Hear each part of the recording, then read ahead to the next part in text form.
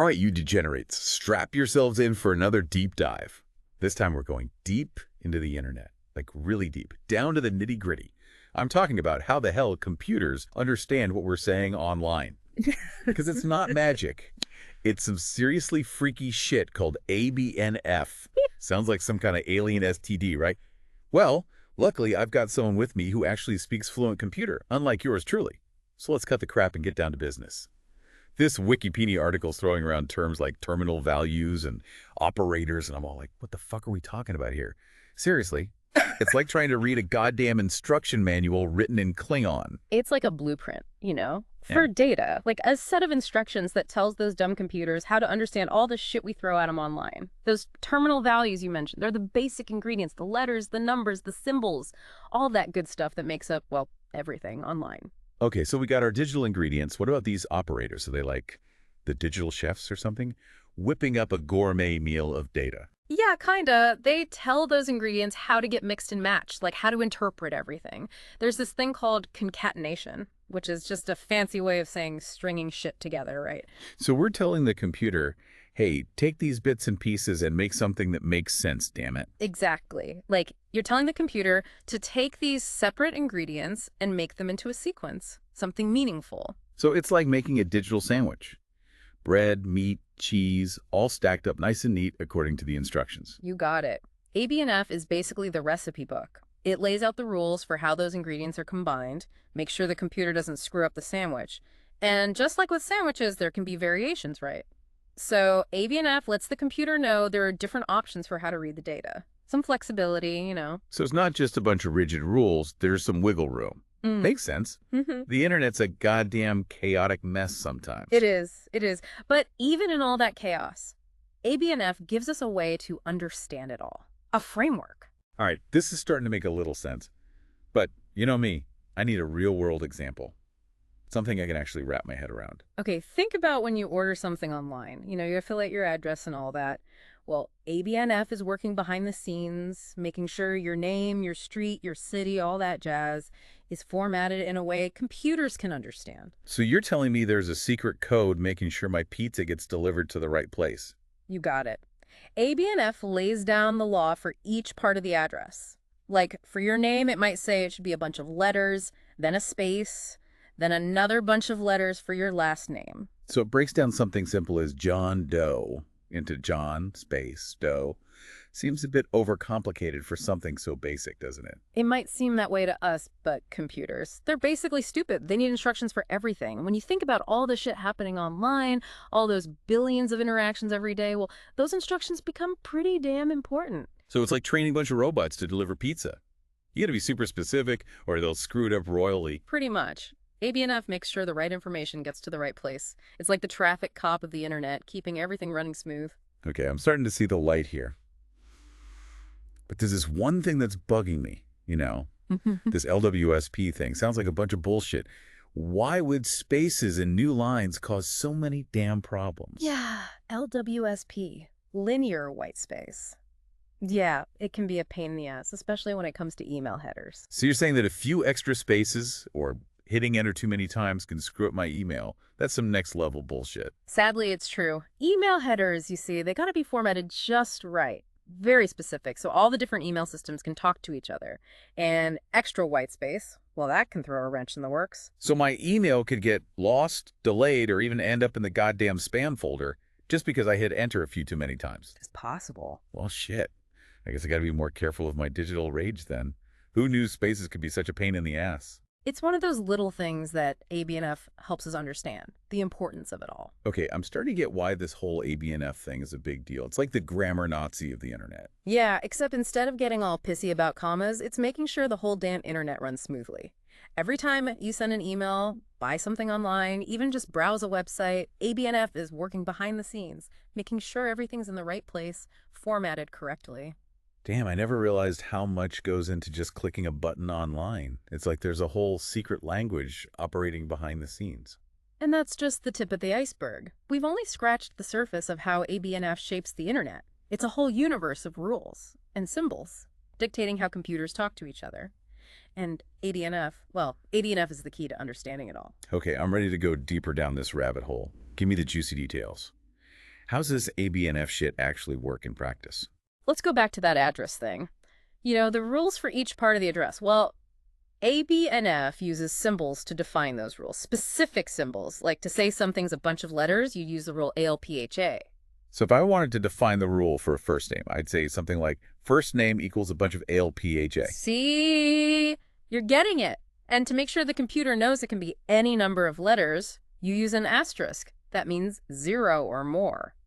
So the rule for a first name could be written as first name ALPHA. Hold on. First name with a hyphen. What's this, German or something? That's just how ABNF rolls, hyphens to separate words and rule names. And don't forget, it's case insensitive. First name, even first name, all the same to the computer. Gotta be specific with these digital dummies. Right. Okay, so first name LPHA. What about the last name? Same deal. Exactly. Last name, LTHA. Easy peasy. And then we just smash those together with a space in between. You got it. To define the whole name, you'd write name first name, SP last name. SP, that's the ABNF rule for a single space. Okay, so we got the names sorted.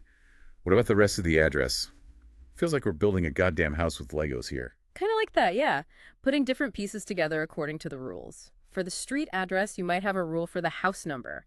Could be any mix of numbers and letters. Wait, letters and a house number? What kind of shit are you on? Think about it. You got addresses like 123 Main Street, right? Mm-hmm. But also 123A Main Street or even 123B4. ABNF's got to cover all the bases. Okay, yeah, I see your point. Yeah. So how do we define a house number that can have both letters and numbers? You'd use a value range. It basically tells the computer, hey, anything between these two values is cool. Like for digits, 09, and uppercase letters, AZ. So house number equals digits or letters go wild. Basically. The actual ABNF rule would look something like this. House number equals 18-digit alphabet. That means 1 to 8 characters long, and each character can be a digit or a letter. Okay, my brain's starting to melt a little, but I think I'm getting how all these little rules come together to make something as complex as a goddamn address. That's the magic of ABNF. Handles all that complexity with a pretty simple set of symbols and rules. Once you get the basics, you start to see how it's behind so much of the internet. So every time I order pizza online, there's this whole secret ABNF language happening, making sure my pepperoni and extra cheese end up at the right place. You got it. And it's not just pizza, it's everything. Emails, online shopping, social media, even your bank stuff. ABNF's the glue holding it all together. Mind blown. I need a drink. Maybe two. But hey, at least you'll know what's going on when you order those drinks online, right? True that. Okay, we've covered a lot here, but I still got to ask about this LWSP thing. It's just spaces and new lines, right? Yeah. What's the big deal? It's trickier than it sounds. Remember how we talked about those email headers needing to be formatted perfectly? Well, LWSP, which stands for linear white space, can really screw things up. So hitting enter too many times can mess up my email. Seriously. Yeah. Bullshit. It happens. Email systems rely on very specific formatting to understand those headers. To, from, subject, all that stuff. Got to be in the right place. So if I accidentally hit enter a bunch of times when I'm sending a pissed off email to my internet provider, it could go straight to spam. It's a possibility. Extra white space confuses those systems. They might misread the header info, could get lost, delayed, even rejected. So basically, LWSP is like a typo that makes my email look like a drunken monkey wrote it. Kinda, yeah. It's a small thing, but it can cause big problems. Shows how important formatting is online. All right, so what's the solution? Do I need to hire some email expert to format everything for me? Nah, just be aware of the LWSP thing and use spaces and new lines carefully. Most email programs handle it automatically these days, but it's always good to proofread before hitting send, especially for important stuff. So don't go crazy with the enter key, and my emails should be fine. Pretty much. And if you're ever unsure, you can always check the ABNF specs for the specific email protocol you're using. You're kidding, right? I'm not reading some technical manual just to send an email. Fair enough. But at least now you know there's a whole world of hidden roles running the show online. Pretty mind-blowing, right? Mind-blowing and kind of terrifying. Now I'm worried about screwing everything up. Don't stress too much. ABNF is there to keep things running smoothly, like the invisible hand guiding our digital lives. Okay, feeling a bit better now, but I'll definitely be watching my spaces and new lines from now on. No more drunken monkey emails for this guy. Good to hear. Okay, so we've talked about how ABNF helps with things like addresses, right? But what about other stuff online, like emails, websites? It's not just addresses all the way down, is it? Nope, not at all. ABNF's everywhere. It defines how all sorts of online interactions are structured. Take email, for example. Oh yeah, email. The digital carrier pigeon. Except instead of bird shit, we get spam. Well, ABNF helps make sure that email, spam or not, actually gets where it's going. It defines how those messages are structured, including those headers we talked about. The ones that get all messed up if I hit enter too many times. Exactly. ABNF tells those headers how to behave, what info they need, how it's all organized. So your Gmail can talk to your friend's Yahoo Mail without getting lost in translation. So it's like the United Nations of email, keeping everything running smoothly. You could say that. Keeps things orderly in the world of email. Makes sense.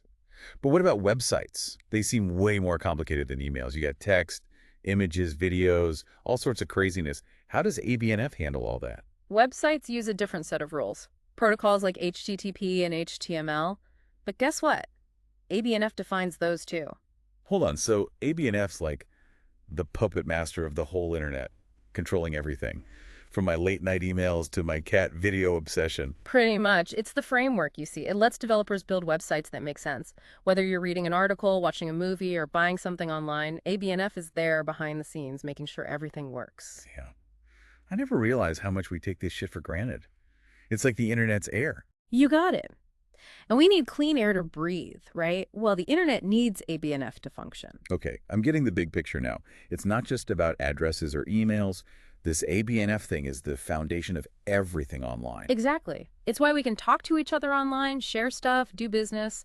It's the unsung hero of the internet, really. Well, shit. I guess I owe ABNF an apology for all the shit talking earlier. It's actually pretty damn impressive. I'm sure it understands. So, what's the takeaway here? What do our listeners need to know about this whole ABNF thing?